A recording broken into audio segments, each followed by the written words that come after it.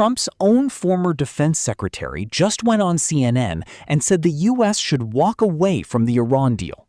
Mark Esper, the same guy who served in Trump's cabinet, is now publicly telling the White House to rip up an agreement Trump's own administration just signed. And honestly, I wasn't surprised. Not even a little. Because I've been tracking every U.S.-Iran agreement for the last 22 years, and here's what the data shows. Not a single one has ever survived. Not one. Today, I'm going to show you all 5 deals and explain exactly why this 6th one is already doomed.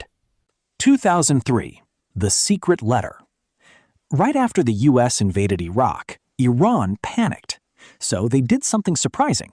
They sent a secret proposal through the Swiss embassy in Tehran. It was a comprehensive offer. Nuclear program transparency, help stabilizing Iraq, even recognition of Israel. And the Bush administration? They ignored it completely. Not rejected, just ignored. The deal died before it was even born. 2009, Obama's outreach. Obama came in promising engagement. He literally said, if Iran unclenches its fist, they'll find an extended hand. Iran responded cautiously. Diplomacy started warming up. Then the 2009 Iranian presidential election happened. Mass protests, crackdowns, green movement. Within months, any goodwill was dead. The extended hand got slapped away. 2015, the big one, JCPOA. This is the one everyone remembers. 6 countries, US, UK, France, Germany, Russia, China. Plus Iran. Years of negotiation. The deal? Iran limits uranium enrichment to 3.67%, allows international inspections, and in exchange gets sanctions relief. Historic. The UN Security Council endorsed it unanimously. 2018 comes. Trump withdraws unilaterally, calls it the worst deal ever. The most successful US-Iran agreement in history, torn up with one signature. 2022, Vienna talks. Biden tried to revive the JCPOA. The EU mediated. 11 rounds of negotiation in Vienna. Progress was real. Then, the Masa Amini protests in Iran, plus evidence of Iranian drones being sold to Russia. The talks collapsed. 2025, Trump's return deal. Trump returned to office and tried to cut a fresh deal. Different terms, different team, but same 2 countries. Talks gained momentum. Then, mid-2025, escalation, threats, and the deal went cold. And now, 2026. A memorandum of understanding gets signed. It's barely warm. And immediately, Trump's own former defense secretary goes on CNN and says, tear it up. So let me ask you, do you see the pattern? The analysis. Why the pattern keeps repeating. This isn't about one president or one party. This is a structural problem. 3 reasons. Reason 1. No deal survives a change in Washington. Obama signed JCPOA. Trump tore it up. Biden tried to revive it. Trump cut a new one.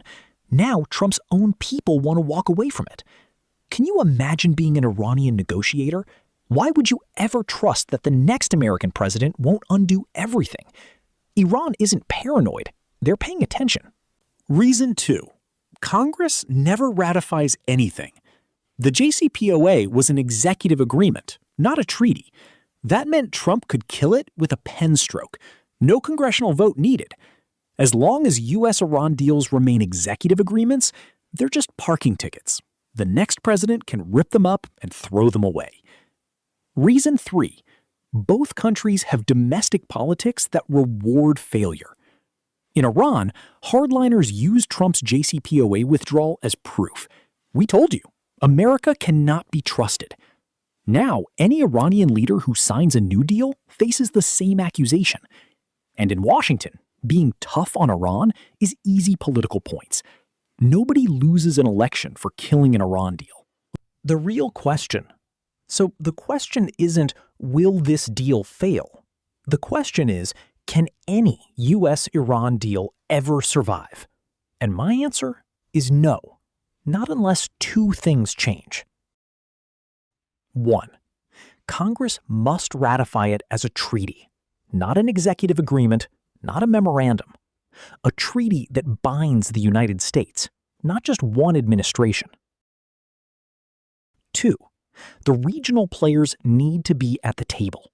Saudi Arabia, Israel. These countries have more at stake than Washington or Tehran will admit. They can't be spectators. Until those two things happen, here's my guarantee. Every U.S.-Iran deal will end the same way. The names change, Esper today, someone else tomorrow, but the pattern doesn't. I'm not predicting the future. I'm reading the last 22 years of data, and the data says this sixth deal is already on borrowed time. Visual.